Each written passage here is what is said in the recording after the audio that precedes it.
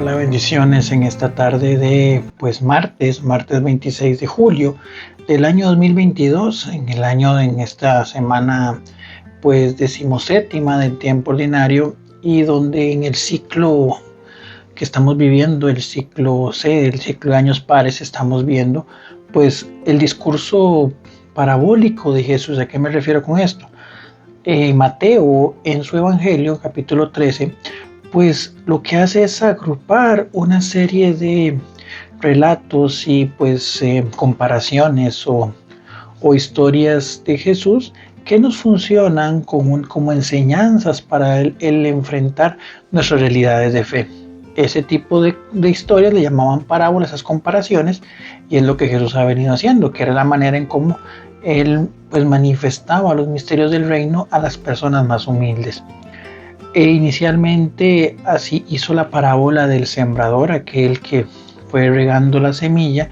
Una parte cayó en tierra fértil, una parte entre espinos, una parte entre piedras, una parte de orilla del camino. Y ayer no pudimos hacer la reflexión del Evangelio. El Evangelio de hoy lo continúa. Habla sobre la parábola del trigo y la cizaña. Siempre hemos escuchado esa frase, ¿verdad?, de sembrar cizaña. Pero ¿qué es la cizaña?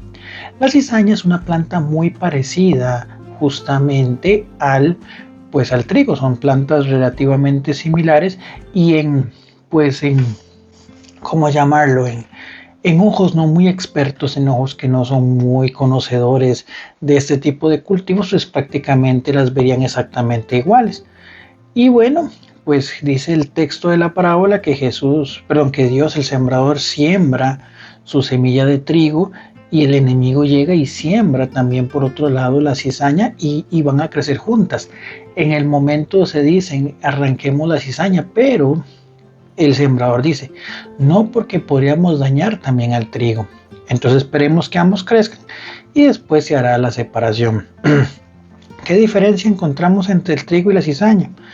Pues que obviamente el trigo alimenta, su fruto alimenta, y de hecho la cizaña, leía un documento que tiene una particularidad, que el grano que produce la cizaña normalmente se ve infectado por un parásito, por una toxina que genera un hongo que puede hacerle daño a que lo consume. Entonces, ahí es donde encontramos esa realidad necesaria para poder enfrentar y no solamente llevarlo a una personalización, tal persona es trigo, tal persona es cizaña, sino ir más allá, porque muchas veces en nuestras vidas podremos nosotros mismos, intentando ser en la totalidad de nuestra vida personas trigo, podemos a veces tirar actitudes que se convierten en personas cizaña, o en actitudes cizaña, que lo que hacen es justamente dañar a aquel que nos recibe, que comparte con nosotros y que habla.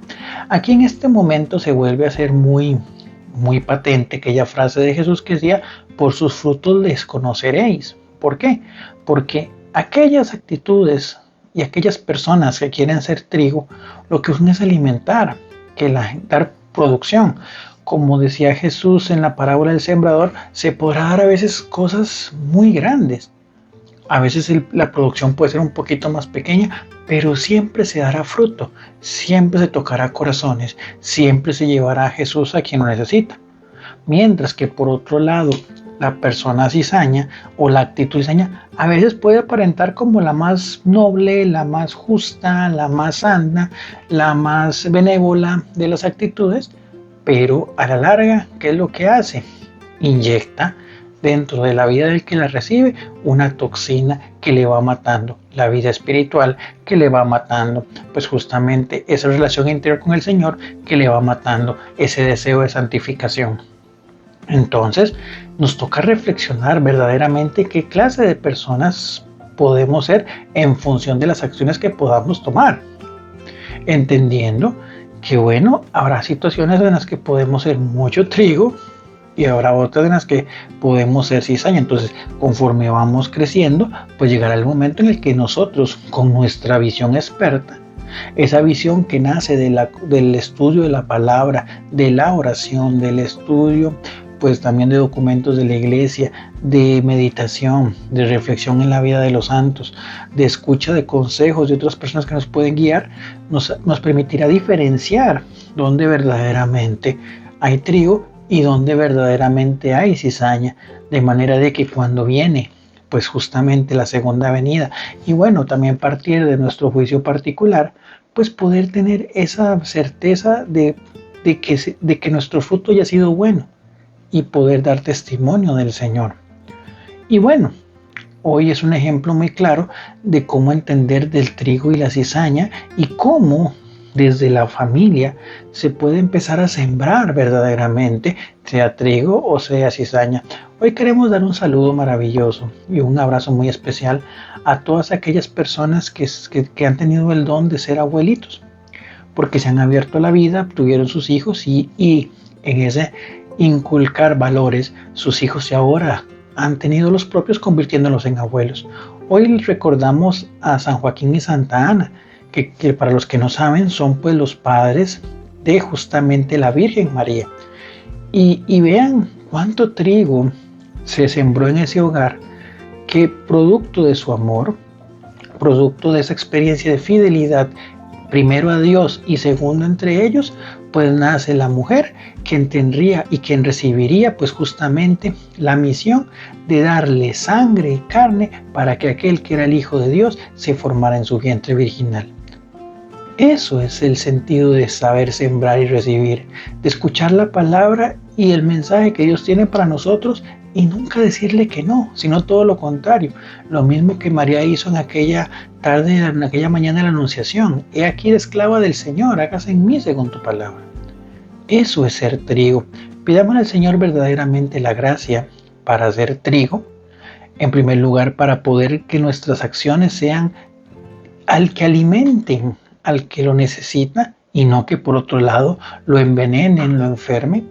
En segundo lugar, darle un abrazo, como dije anteriormente, a todos aquellos abuelitos. Y en tercero y no menos importante, si usted tiene sus abuelitos vivos, si usted tiene esos seres maravillosos, que es cierto, se darán circunstancias que por el paso de los años habrá enfermedades, tal vez puedan a veces perder ciertas pues capacidades cognitivas y demás. Son un regalo de Dios y parte de su amor hizo posible que hoy usted estuviera acá. Entonces no se olvide de ellos, no los abandone, ore mucho por ellos y si tal vez la relación no ha sido la mejor, pues ponga en el Señor y en sus manos maravillosas todo lo que usted esté sintiendo, de manera de que el amor nazca, que el amor sane y que el amor produzca, porque el mayor fertilizante para las acciones trigo es cuando las dejamos abonar por el gran amor de Dios. Que tengas una bendecida tarde, como reitero, un abrazo muy fraterno a sus abuelitos, a aquellos que son abuelitos, y si usted los tiene, lo envío. Ya mis 4 abuelitos en este momento tengo la certeza de que gozan de la presencia del Señor, y pues bien, a veces me encantaría tenerlos un ratito y conversar con ellos. No pierda usted esa oportunidad, valórelos, déles amor y vean ellos también a nuestro Dios Padre Todopoderoso, que como Padre Creador de amor, por el amor de ellos, hoy está usted aquí. Bendiciones.